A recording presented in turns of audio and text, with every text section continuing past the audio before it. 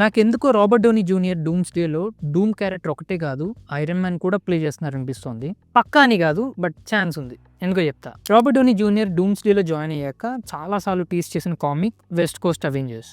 But ఇదొక్కటి tease చేయలేదు, వేరే కామిక్స్ కూడా టీజ్ చేశారు ఆయన సోషల్ మీడియాలో. అందులో ఒకటి Iron Man versus Doom. Doomsday behind the scenes set pic ఒకటి క్యాజువల్‌గా రిలీజ్ చేశారు.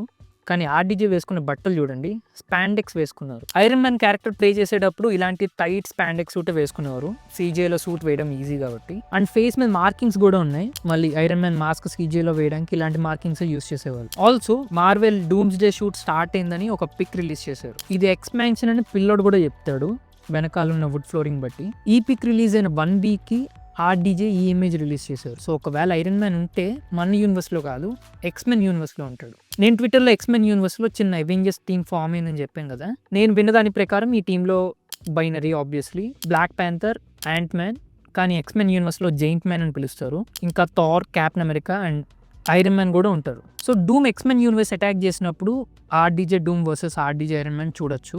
It's a long shot, but chance ఉంది. ఎందుకంటే ఆర్డీజేకి ఇచ్చే ఫీజు కూడా చాలా ఎక్కువ.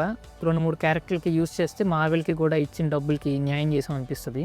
అంతేకాదు మార్వెల్ కమర్షియల్లీ చాలా స్మార్ట్.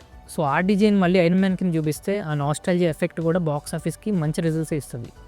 సో చూద్దాం. మీరేమనుకుంటున్నారు కింద కమెంట్ చేయండి అండ్ సబ్స్క్రైబ్ ఫర్ మోర్.